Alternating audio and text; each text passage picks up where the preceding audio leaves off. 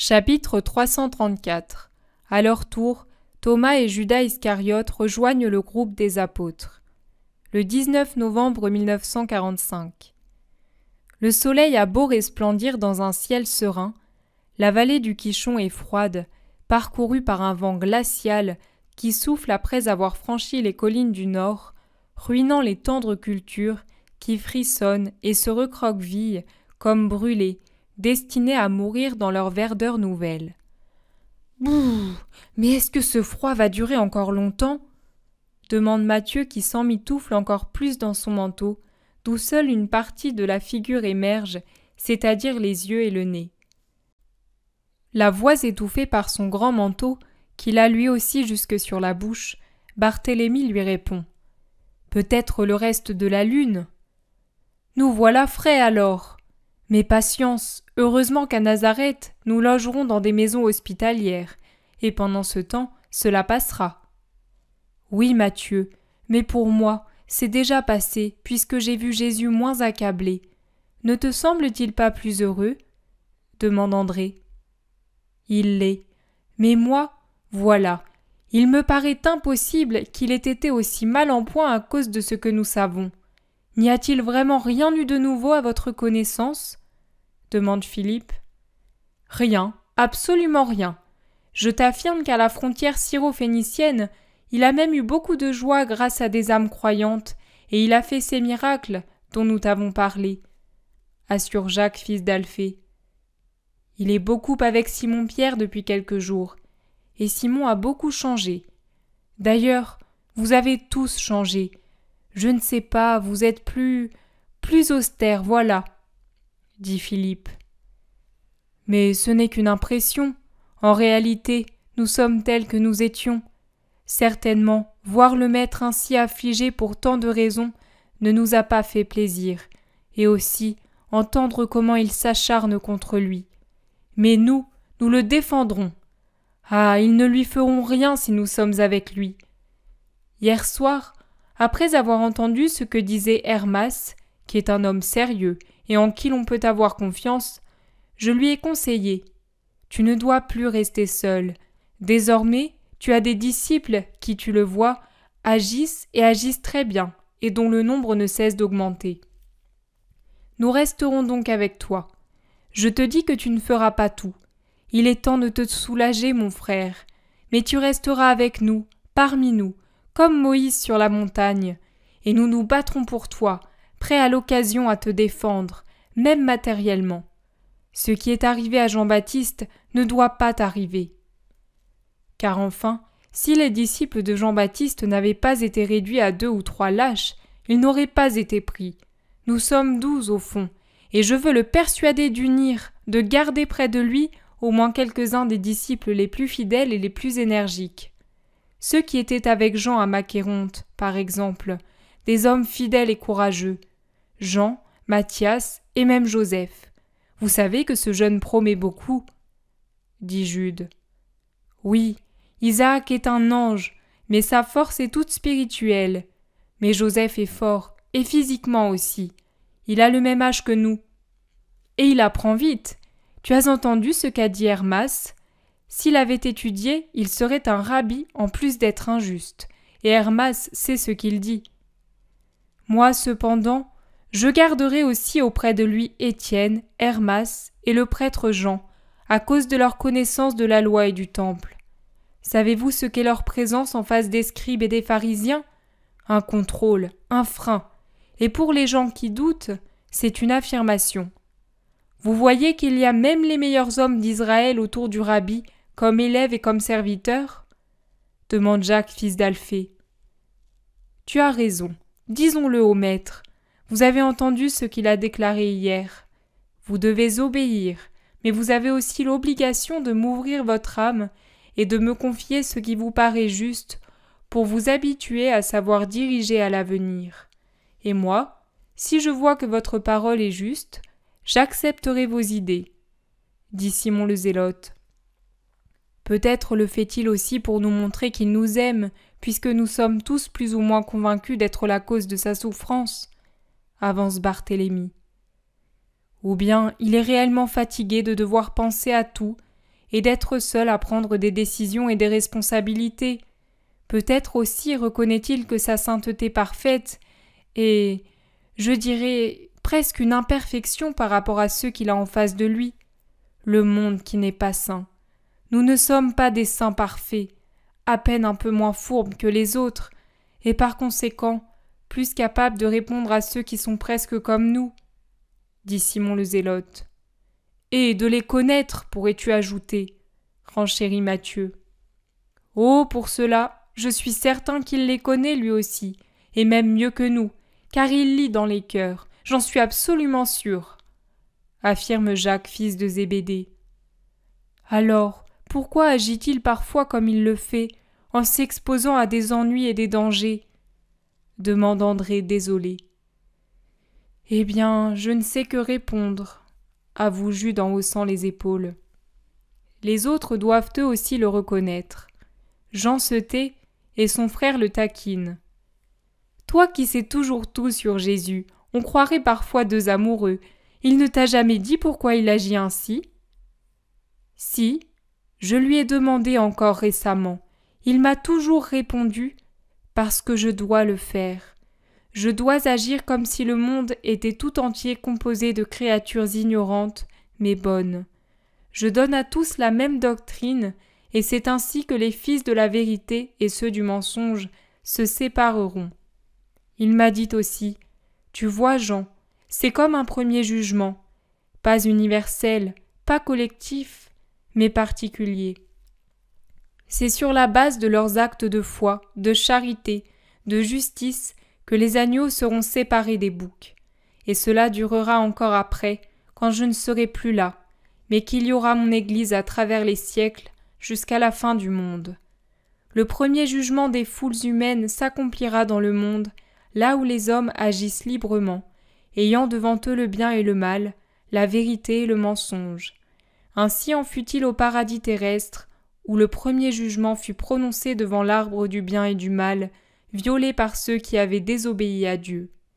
Puis, quand viendra la mort des particuliers, le jugement déjà écrit dans le livre des actions humaines sera ratifié par un esprit sans défaut.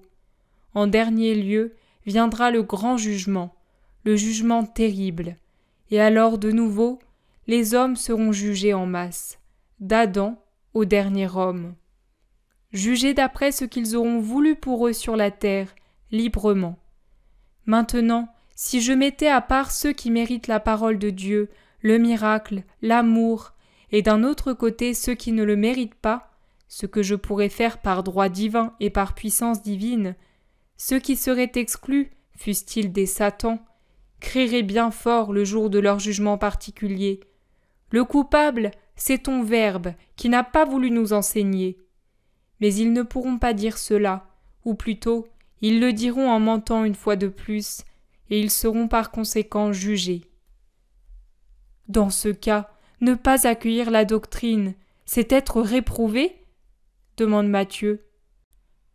Je ne sais pas si tous ceux qui n'auront pas cru seront réellement réprouvés. Si vous vous en souvenez, en s'adressant à saint Ika, il a fait comprendre que ceux qui agissent honnêtement pendant leur vie ne sont pas réprouvés, même s'ils croient à d'autres religions. Mais nous pouvons le lui demander. Sûrement Israël, qui a entendu parler du Messie et qui maintenant y croit partiellement ou mal, ou le repousse, sera sévèrement jugé. Le maître parle beaucoup avec toi, et tu sais beaucoup de choses que nous ignorons, observe son frère Jacques. C'est votre faute, moi je l'interroge avec simplicité. Parfois, je lui demande des explications qui doivent lui faire apparaître son Jean comme un grand bêta, mais peu m'importe. Il me suffit de connaître sa pensée et de la voir en moi pour la faire mienne. Vous aussi vous devriez agir ainsi. Mais vous avez toujours peur. De quoi donc ? D'être ignorant ? D'être superficiel ? D'être des têtes dures ? Vous devriez avoir peur seulement de n'être pas encore préparé quand lui s'en ira. Il ne cesse de le dire, et j'y repense continuellement pour me préparer à cette séparation. Mais je sens que ce sera toujours une grande douleur. « Ne m'y fais pas penser !» s'écrie André. Les autres lui font écho en soupirant. Mais quand cela arrivera-t-il? Il dit toujours bientôt, mais ce peut être dans un mois comme dans des années. Il est si jeune et le temps passe si vite. Qu'as-tu, mon frère? Tu deviens tout pâle, demande Jude à Jacques. Rien, rien, je réfléchissais, se hâte de dire Jacques en baissant la tête. Jude Thaddée se penche pour bien le voir. Mais tu as les larmes aux yeux, qu'est-ce que tu as? Mais rien de plus que ce que vous avez, vous aussi. Je pensais au moment où nous serons seuls. Qu'a donc Pierre pour courir en criant comme un oiseau de mer un jour de tempête? Demande Jacques, fils de Zébédée. Et il montre Pierre qui vient de laisser Jésus seul et qui court en hurlant des paroles que le vent empêche d'entendre. Ils hâtent le pas et voient que Pierre a pris un sentier qui vient de la ville de Séphoris, désormais proche, c'est ce que disent les disciples, qui se demandent s'il va à Séphoris sur ordre de Jésus et par ce raccourci. Mais ensuite, en regardant bien, ils se rendent compte que les deux seuls voyageurs qui viennent de la ville vers la grande route sont Thomas et Judas. Tiens, ils sont ici. Vraiment ici? Qu'est-ce qu'ils font là?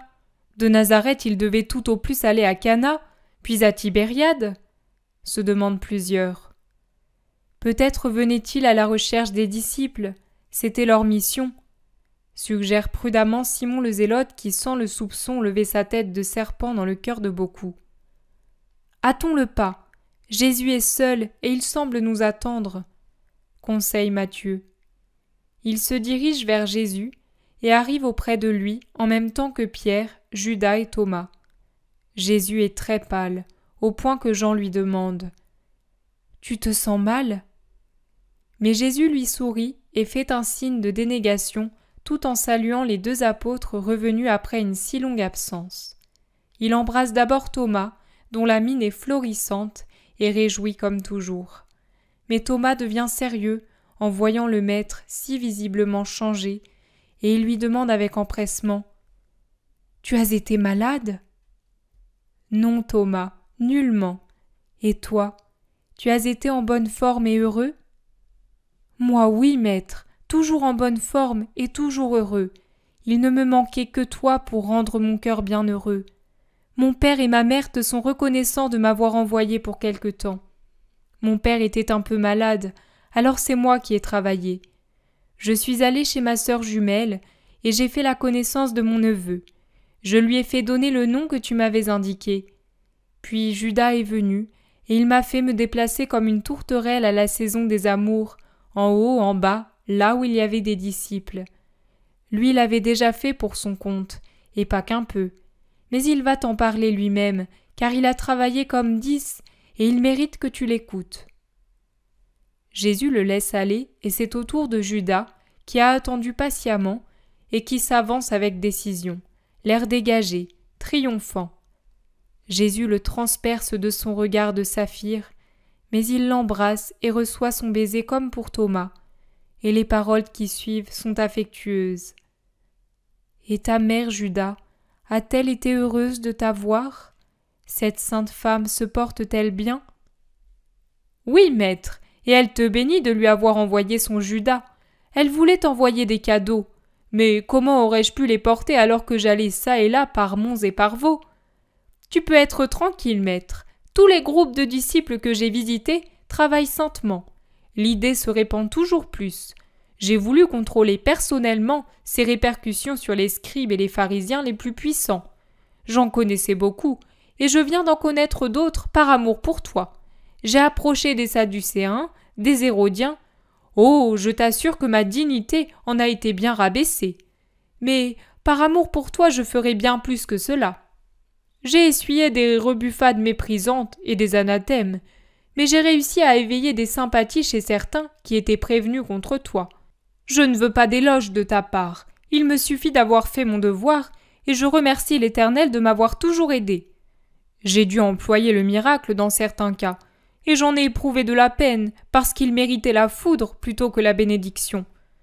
Mais tu nous demandes d'aimer et d'être patient, je l'ai été pour l'honneur et pour la gloire de Dieu, ainsi que pour ta joie. J'espère que beaucoup d'obstacles auront été abattus pour toujours, d'autant plus que j'ai garanti sur mon honneur qu'il n'y avait plus auprès de toi ces 2 disciples qui faisaient tant d'ombre. Par la suite, il m'est venu un scrupule d'avoir affirmé ce que je ne savais pas avec certitude.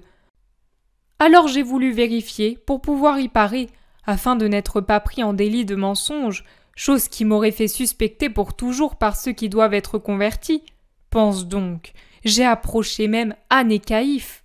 Oh, ils ont voulu m'incendier de reproches. Mais j'ai été si humble, si persuasif, qu'ils ont fini par me dire « Eh bien, si les choses sont vraiment ainsi, à notre connaissance, elles étaient différentes. Les recteurs du Sanhédrin, qui pouvaient les connaître, nous avaient rapporté le contraire et… » Tu ne voudrais pas dire que Joseph et Nicodème ont été des menteurs, interrompt Simon le Zélote, qui s'est contenu jusque-là mais pas davantage, et que l'effort fait a rendu livide. Et qui prétend cela? Au contraire, Joseph m'a vu quand je sortais de chez Anne, et il m'a dit « Pourquoi es-tu si troublé ?» Je lui ai tout raconté, et comment, en suivant son conseil et celui de Nicodème, toi, maître, tu avais éloigné le galérien et la grecque, parce que tu les as éloignés, n'est-ce pas? Dit Judas en fixant Jésus de ses yeux de jet, brillants au point d'en être phosphorescents. Il semble vouloir le transpercer de son regard pour lire ce que Jésus a fait. Jésus, qu'il a toujours en face de lui, tout près, répond calmement. Je te prie de continuer ton récit qui m'intéresse beaucoup. C'est un rapport exact qui peut beaucoup servir. Ah, je disais donc qu'Anne et Caïphe ont changé d'opinion. C'est important pour nous, n'est-ce pas? Et puis, maintenant je vais vous faire rire. Savez-vous que les rabbis m'ont pris au milieu d'eux et m'ont fait subir un autre examen, comme si j'étais un enfant qui arrive à sa majorité? Et quel examen? Bien, je les ai convaincus et ils m'ont laissé aller.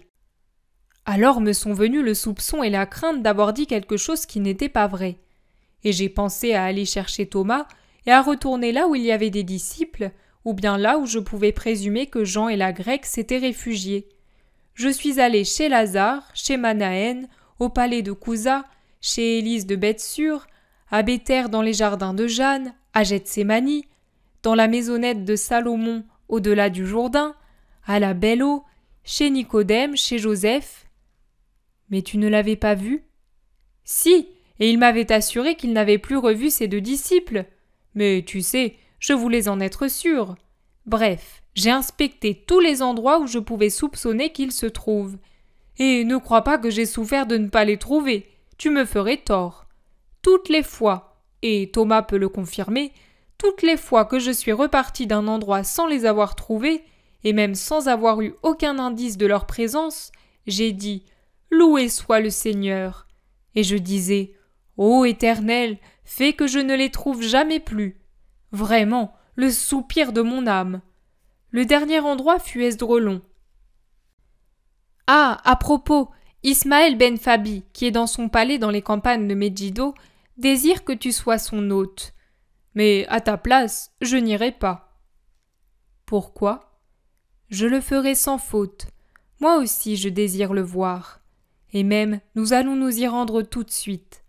Au lieu d'aller à Séphoris, nous irons à Esdrelon, puis à Megiddo après-demain, c'est la veille du sabbat, et de là, chez Ismaël. Mais non, Seigneur, pourquoi? Crois-tu qu'il t'aime? Mais si tu l'as approché et changé en ma faveur, pourquoi ne veux-tu pas que j'y aille? Je ne l'ai pas approché. Il était dans les champs et il m'a reconnu. Mais moi, n'est-ce pas, Thomas? J'ai voulu fuir quand je l'ai vu. Je n'ai pas pu parce qu'il m'a appelé par mon nom. Moi, je ne puis que te conseiller de ne jamais plus aller chez aucun pharisien, scribe ou gens du même acabit. Ce n'est pas utile pour toi. Restons entre nous, seuls, avec le peuple, et ça suffit. Même Lazare, Nicodème, Joseph, ce sera un sacrifice, mais il vaut mieux le faire pour ne pas créer de jalousie, de rancœur et prêter le flanc aux critiques. À table on parle, et eux travaillent très sournoisement sur tes paroles. Mais revenons à Jean d'Andorre.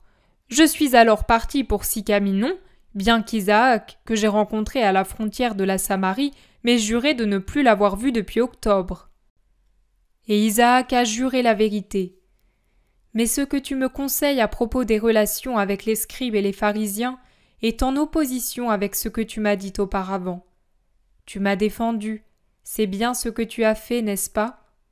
Tu as dit « J'ai abattu beaucoup de préventions contre toi ». C'est ce que tu as dit, n'est-ce pas? Oui, maître.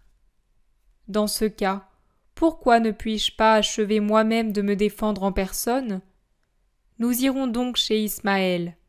Quant à toi, retourne maintenant sur tes pas et va le prévenir. André, Simon le Zélote et Barthélemy vont t'accompagner. Nous irons chez des paysans nous reposer.